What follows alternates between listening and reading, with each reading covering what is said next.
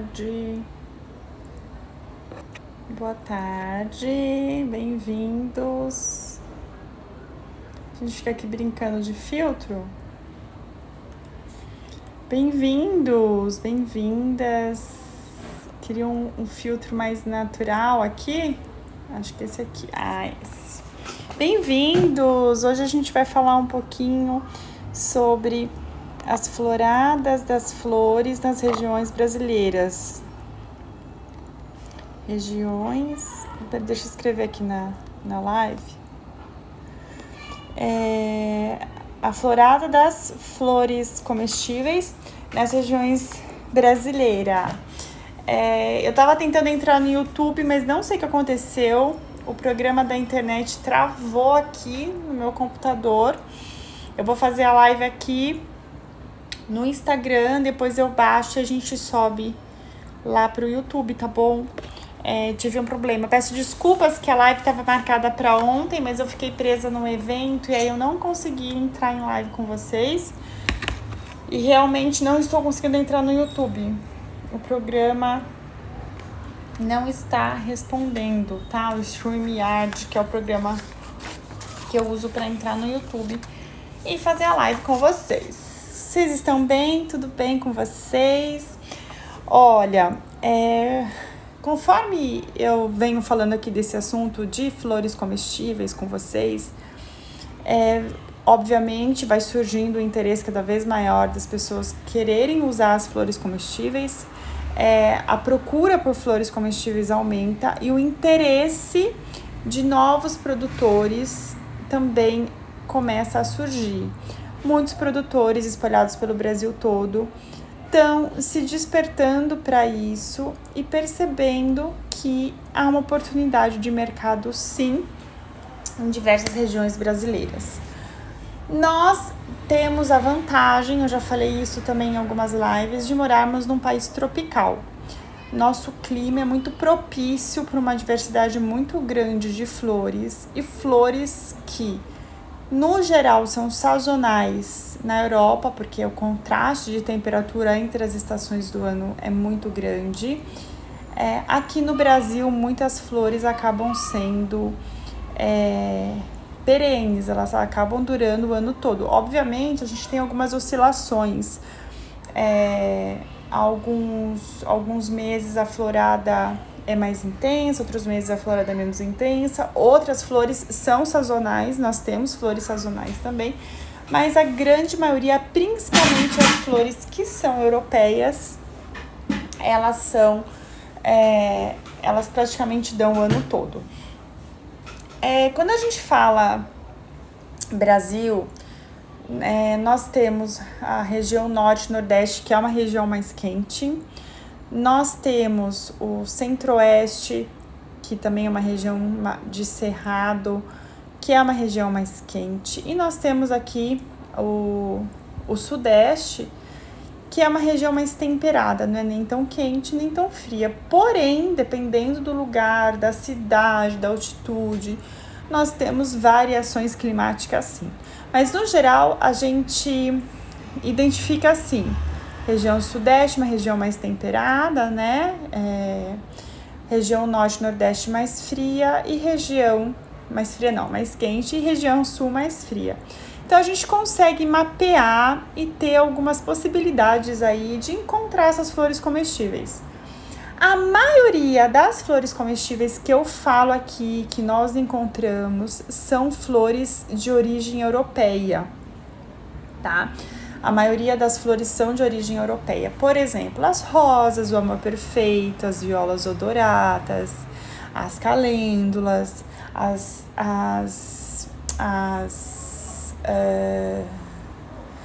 tulipas,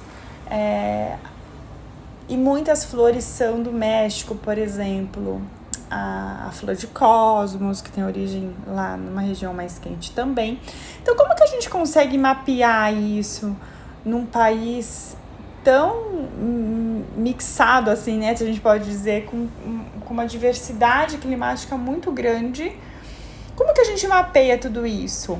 Como que eu posso como que eu posso encontrar essas flores comestíveis, dependendo da região que eu tô, ou de repente como eu posso começar a produzir essas flores. Então essa live vai ajudar vocês a entenderem um pouco mais, a ampliarem esse conceito de flor sazonal e de flor temporal, de acordo com as estações do tempo.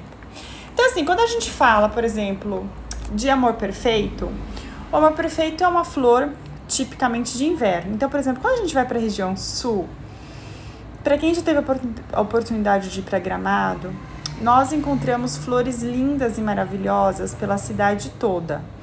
Então, nós temos lá amor perfeito, nós temos camomila, nós temos cravinas, enfeitando a cidade, né, praticamente o ano todo, porque é uma região mais fria e são flores europeias e elas amam esse clima. Então, a região sul é muito legal, eu diria que é uma região super especial para a gente produzir essas flores. Primeiro que, no geral, elas vão acabar ficando mais aromáticas, porque elas gostam desse clima mais geladinho.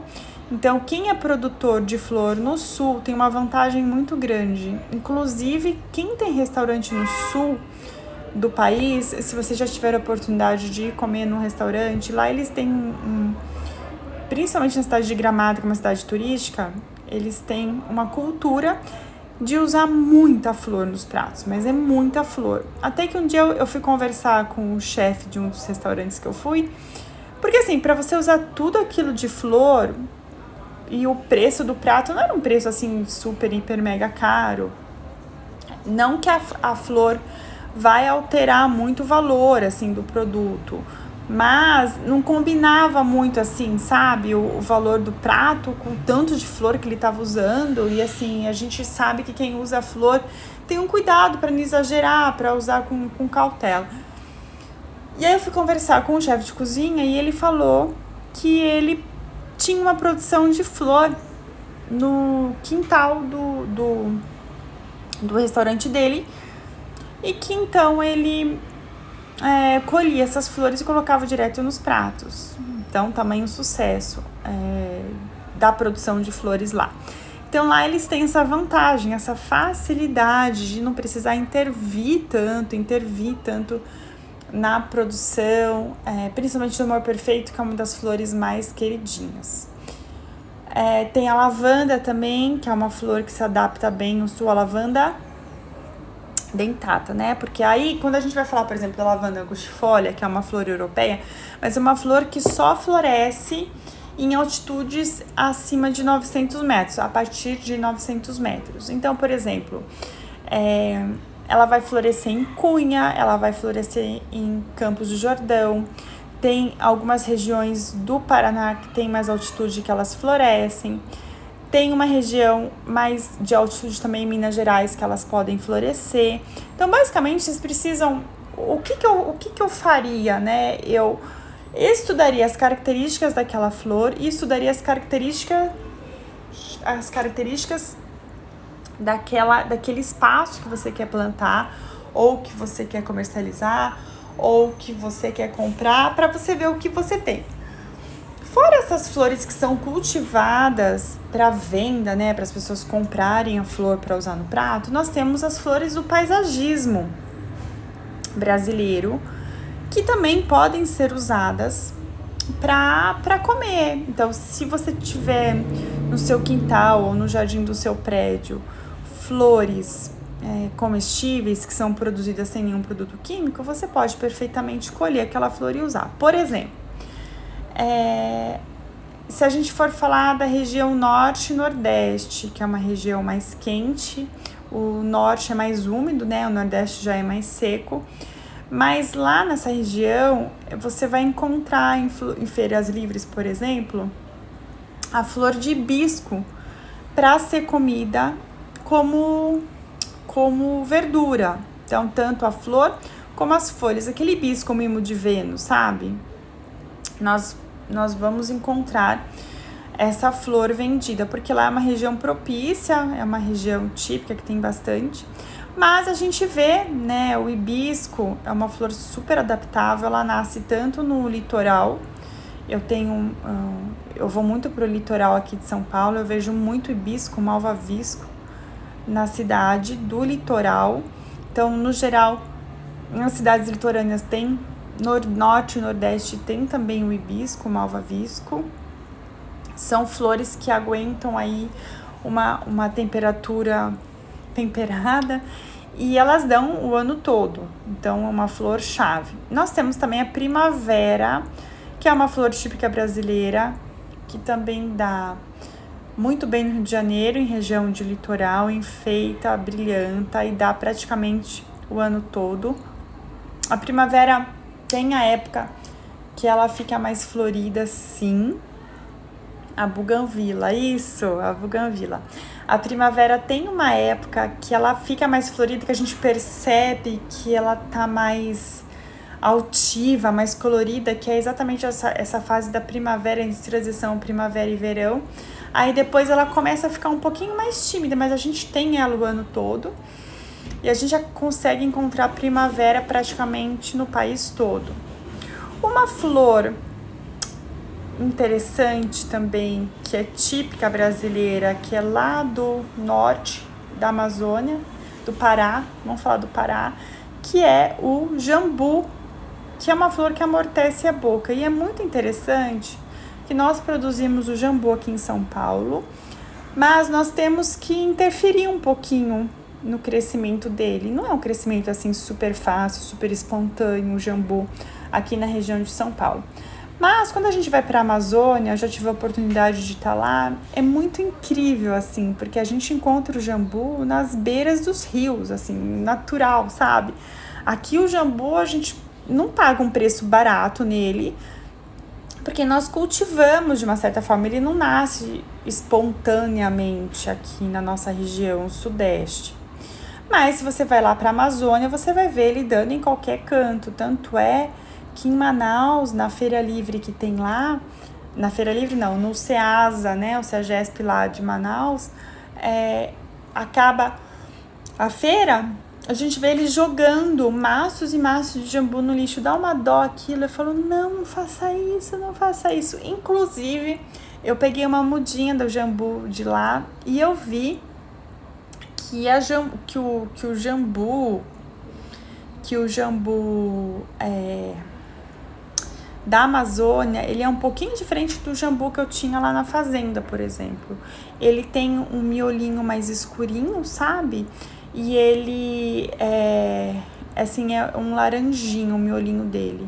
E ele tem tipo umas sepalazinhas assim em volta, mais separadinhas, que parecem uma margaridinha, que é diferente do jambu que é cultivado, provavelmente já deve ter passado por algum processo de hibridização, enfim, que ele não tem aquela característica. Mas enfim, os dois amortecem a boca e é muito interessante ver como lá, que é uma região típica do jambu, nasce perfeitamente.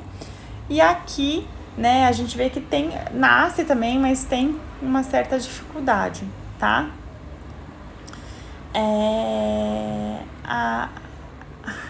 A Raia Chaves, oi querida, tudo bem? Tá perguntando se a ixória é comestível. Então, a ixória é um pouco polêmico, né? A gente pode comer só um pouquinho, assim, não é uma flor que a gente possa comer em excesso, mas pode comer um pouquinho sim, tá bom? Outra flor que, por exemplo, nós estamos agora em florada são as jasmins manga, tá? Eu tô aqui no sudeste, né, em São Paulo. Eu sei que no Rio de Janeiro também ela floresce essa época. E é uma flor extremamente aromática, porém é uma flor que a gente não deve comer crua, tá bom? Não é uma flor que a gente deve comer crua, ela deve ser branqueada ou refogada ou fazer uma geleia, tá? Então é o momento de aproveitar a jasmim manga. E a gente encontra com facilidade nessa região centro-oeste e sudeste a jasmim manga, tá? É uma flor que a gente encontra. O ipê. Então, a jasmim manga, ela começa a florescer agora, tá? Finalzinho de outubro, comecinho de novembro, que é essa transição também da primavera pro verão, então ela começa a florescer. Então, ela gosta desse clima aí que vai começando a ficar mais quente. Uma outra flor interessante é o ipê, né? Que o ipê é uma flor típica do Brasil, uma flor típica brasileira. A gente encontra o ipê no Cerrado, tem o ipê amarelo do Cerrado, e a gente pega um pouco assim a costa brasileira, então muitas regiões nós encontramos floradas de ipê, mas é interessante notar que no Brasil, dependendo da região, tem uma diferença no momento das floradas, porque tem essa diferença do clima, tá?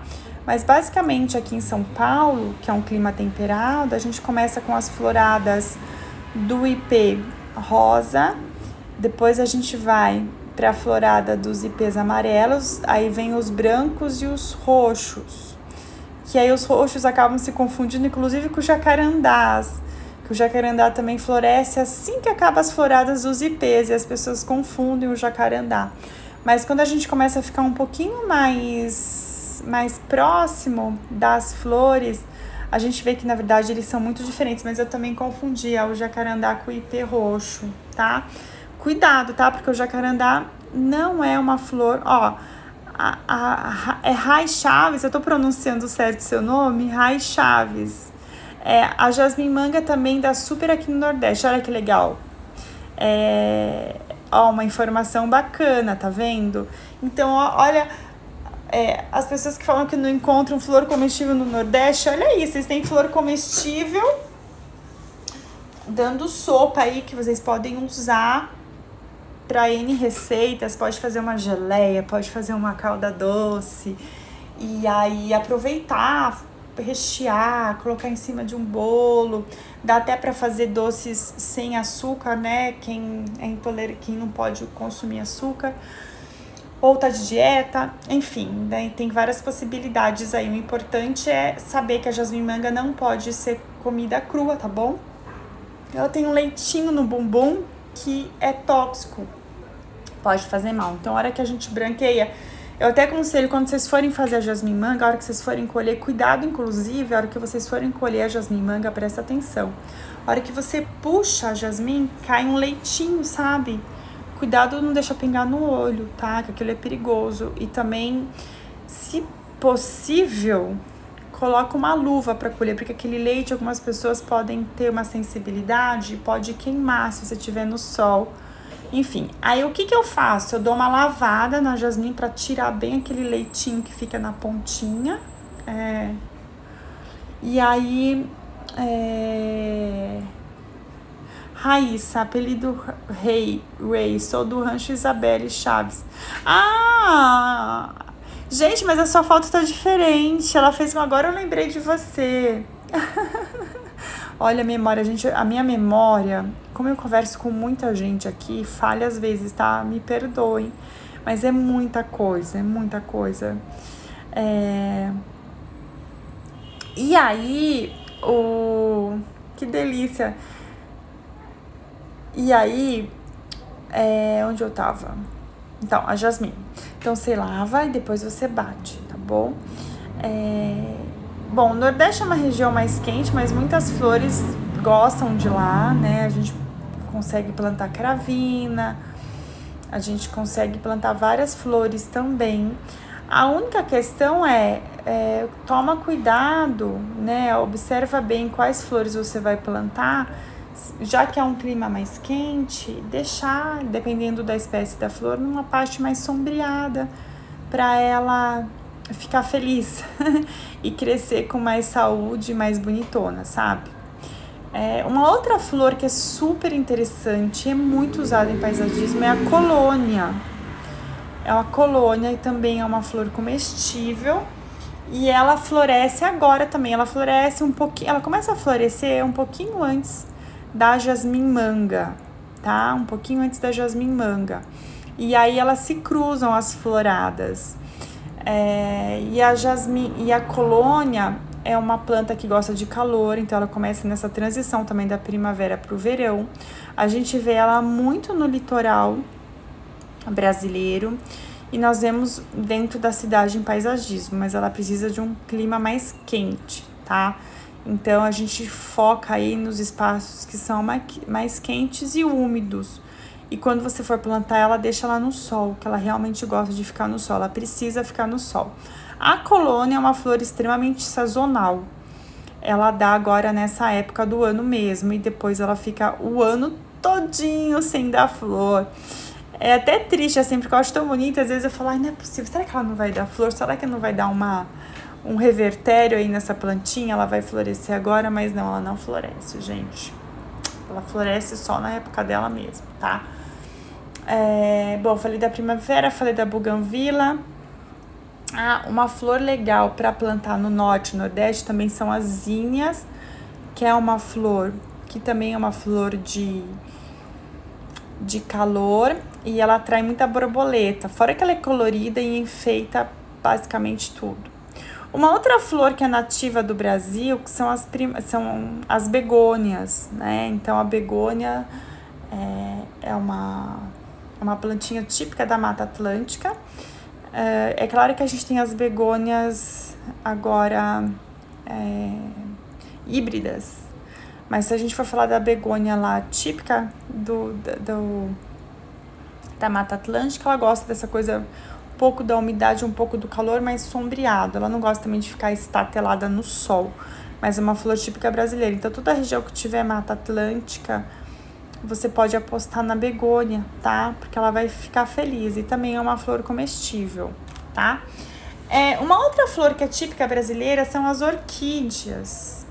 Orquídeas, assim, tem as orquídeas nativas do Brasil, não é típica brasileira, ela tem orquídea no mundo todo, tá? Inclusive a orquídea é a flor mais antiga, uma das flores mais antigas do planeta, tá?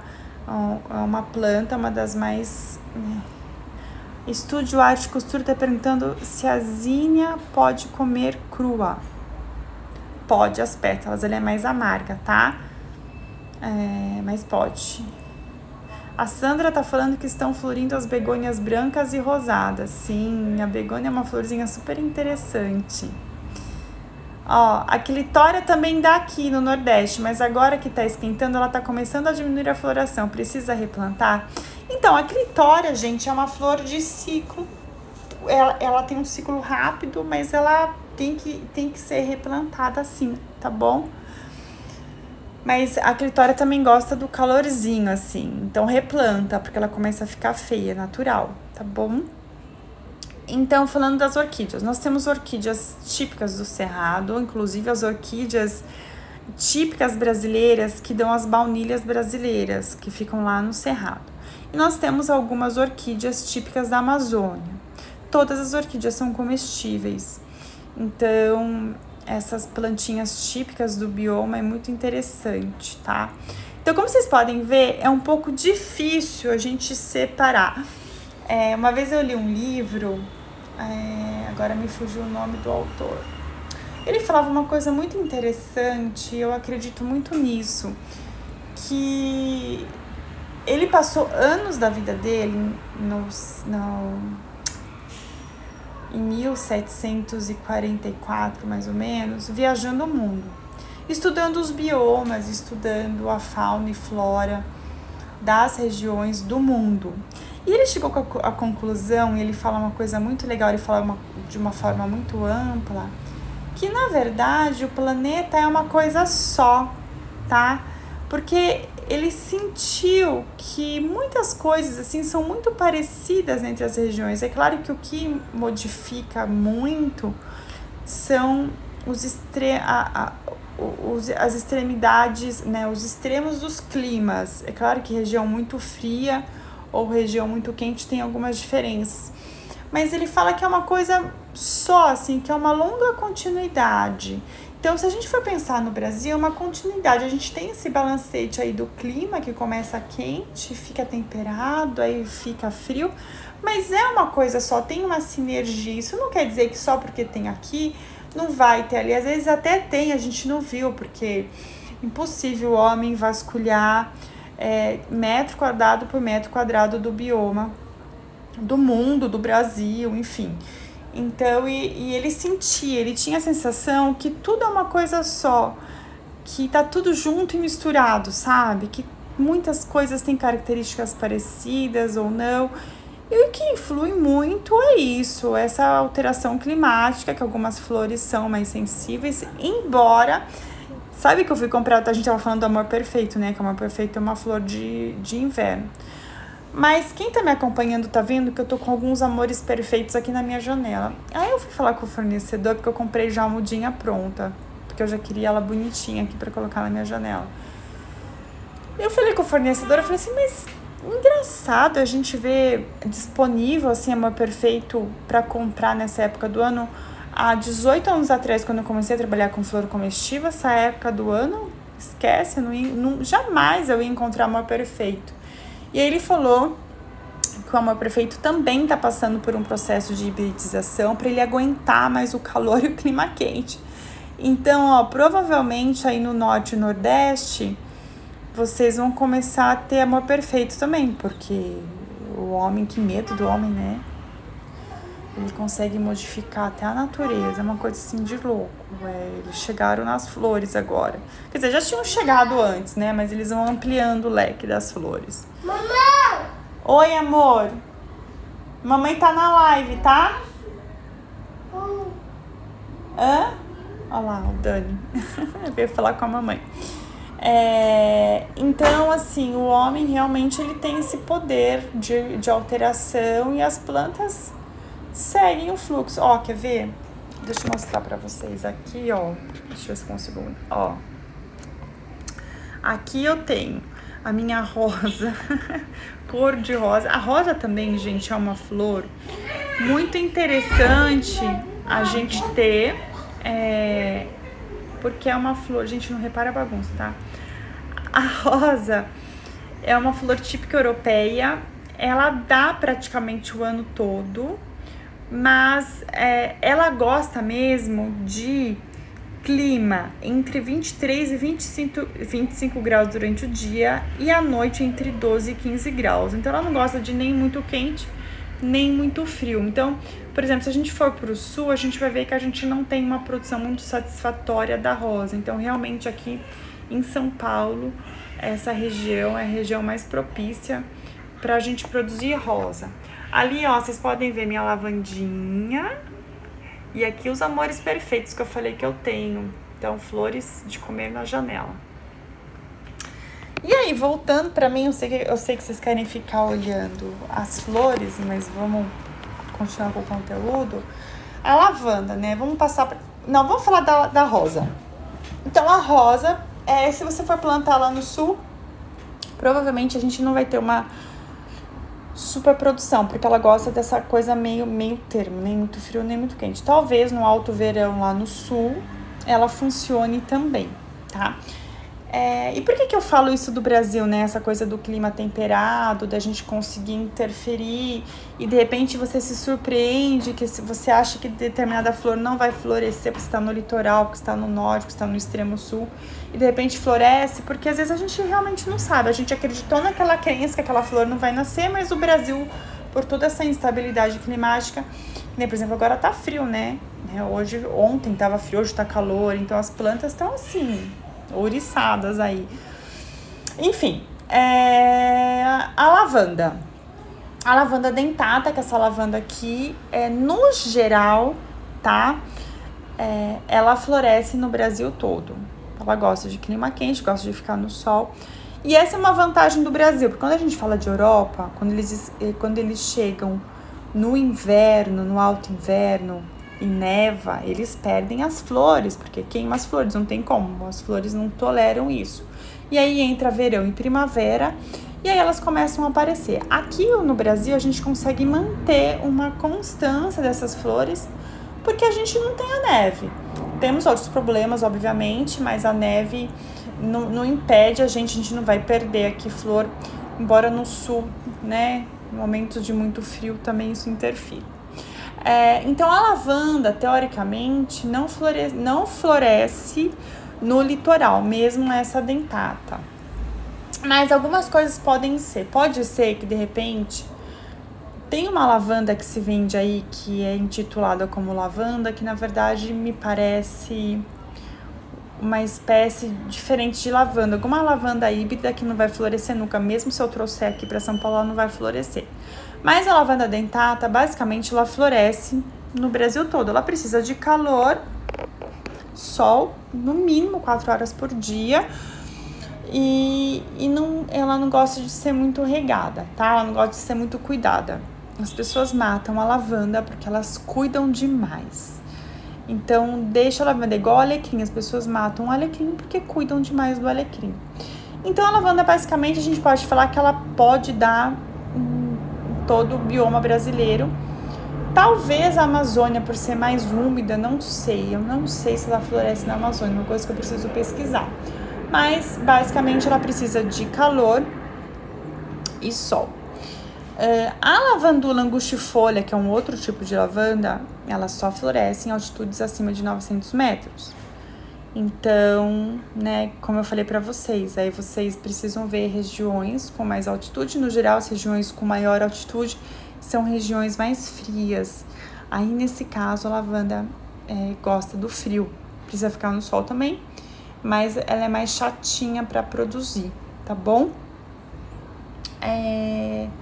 A flor de cosmos, que é uma flor típica mexicana, também uma flor legal para plantar no norte e nordeste, tá? Cerrado também é legal plantar.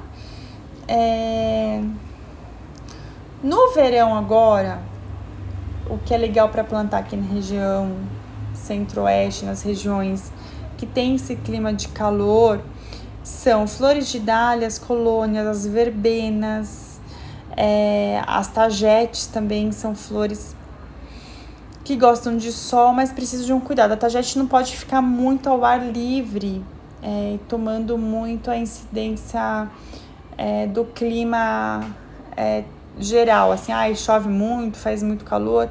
Ela precisa, se puder colocar um sombrite em cima dela, é melhor. Ela tolera mais, embora ela tenha aquele aroma forte, né, ela serve até como um repelente natural, a tagete. A tagete serve até como um repelente natural, mas ela tem que ter um cuidadozinho, tá? Se molhar muito, ela mela, enfim. Em Goiânia, que a gente tá falando aí do centro-oeste do Brasil, tem uma produtora de flores comestíveis e lá também ela consegue produzir basicamente todas as flores. Ela consegue produzir todas as flores que a Fazenda Maria aqui no Sudeste produz. Então, calêndula agora, inclusive eu plantei agora calêndula na minha hortinha, ela não gosta muito de calor, mas quando tá naquele outono frio ela nasce. Então, em Goiânia, por exemplo, região de Goiânia, tem tudo também, tem borago, tem rosa, tem flor de mel, tem flor de manjericão. É uma região boa também para produzir.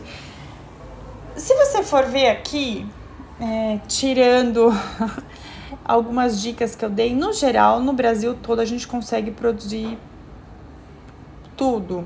Tem algumas flores que são extremamente sazonais, como a colônia, a jasmim-manga, a calêndula, que também entra agora na sazonalidade, mas a maioria das flores acaba florescendo meio que o ano todo, tá?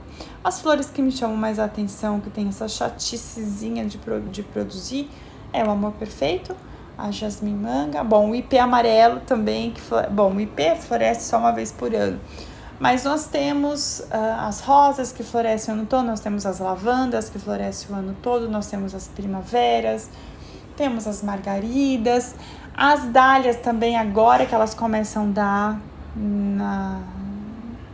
na parte do frio, né, na nossa... Tanto é que a gente não vai encontrar dália, por exemplo, no sul do país, com facilidade. Ela vai começar a dar agora. E eu gosto da dália porque a flor é uma flor super coringa, ela tem uma crocânciazinha, ela é mais adocicada, ela é neutra, ela é muito colorida, ela tem muito antioxidante, antocianina, é uma flor chave para se usar, tá bom? Deixa eu ver se eu falei de todas as flores. Então é isso, gente, basicamente é isso. O que eu quero que vocês levem de conclusão dessa live, Estamos num país temperado, né? Um clima tropical. Falando temperado, tempero aí de clima. Um clima tropical. E nós temos essa vantagem dos europeus. Então, as flores europeias lá, que são extremamente sazonais, aqui elas acabam dando floradas o ano todo. Nós temos nossas flores típicas, como, por exemplo, o ipê, que é uma flor que dá exatamente na época do ano, tá? A colônia não é uma flor típica brasileira, também floresce só agora. A josmimanga também só agora. Algumas flores florescem só em altas altitudes. Então, o que eu aconselho vocês? Quando vocês forem estudar sobre as flores na região que vocês estiverem, escolham as flores que vocês estão interessados e avaliem a região, avaliem o clima que você tá, avalie a receita que você precisa fazer, se você pode colocar aquela receita fixa ou vai colocar apenas flores comestíveis, porque nós temos algumas interferências. E também, se não tiver uma flor, nós temos outra opção, porque existem muitas espécies de flores comestíveis, tá? Tem até uma borboleteira, sabe aquela borboleteira que é uma florinha, só que ela é super sensível, tem que colher e usar. Uma outra... e tem os mimos de Vênus, né? Os malvavisco, que são hibiscos que são comestíveis. Uma outra flor que é muito usada em paisagismo, só que é uma flor mais delicada, ela vai muito bem aqui também. Então, a região sudeste também tem essa vantagem, por ela ter essa alquimia entre o quente e o frio, mais que as outras regiões. Nós temos basicamente todas as flores. A tumbeja, que tem um gostinho de shiitake e shimeji, também é uma florzinha comestível e que você pode investir. Você pode fazer, por exemplo, um jardim comestível, né? Já que você quer trazer isso para perto de você, você pode também fazer um jardim comestível, usar espécies paisagísticas que tem a opção de comer, que são comestíveis, tá bom? Acho que é isso, gente, o recadinho de hoje, falando das floradas e as estações do ano. Vamos agradecer por nós morar num país assim com um clima propício para essas brincadeiras. A gente não tem a neve, então fica mais fácil. E basicamente uma coisa que eu quero que vocês saibam é que a maioria das flores que a gente usa são flores de origem europeia. Todas as tumbejas são comestíveis. Então, a tumbeja roxa, sim, tá? A tumbeja roxa, sim, é comestível. E tem a tumbeja trepadeira e tem a tumbeja erecta. Então, as tumbejas trepadeiras roxas são comestíveis. Agora, as tumbejas erectas, que são usadas muito como decoração, não são, tá bom? Então, tem diferença. Tanto o gerânio quanto os pelargônios são comestíveis. O gerânio é comestível sim, tá, Marcela? Deixa eu ver se tem mais alguma pergunta. Acho que eu fui respondendo ao longo. É isso, então. O recado de hoje foi esse. Eu vou deixar essa live salva. Me perguntaram se as lives ficam salvas. No geral, elas ficam salvas no YouTube. Mas hoje eu não consegui entrar. Eu vou salvar aqui, mas depois a gente sobe lá no YouTube, tá bom? Então, beijos floridos. Obrigada pela paciência de vocês. Que a live era para ser ontem, mas ficou hoje. Mas, enfim, imprevistos acontecem. Gente, eu perdi todas as minhas tarraxinhas e não consigo pôr brinco. Olha a minha situação. Eu vou ter que passar na loja e pegar mais tarraxinha. Agradeço muito a presença de vocês aqui e a gente se mantém conectado. Agora, quinta-feira que vem, tem nossa live fixa às 16h30, tá bom? Obrigada, um lindo fim de semana abençoado, cheio de luz, com muitas flores, muita resiliência e muito amor no coração. Beijos floridos para vocês. A gente se mantém conectado, tá bom? Beijo, Fabrícia. Beijo, Sandra, Marcela. Obrigada.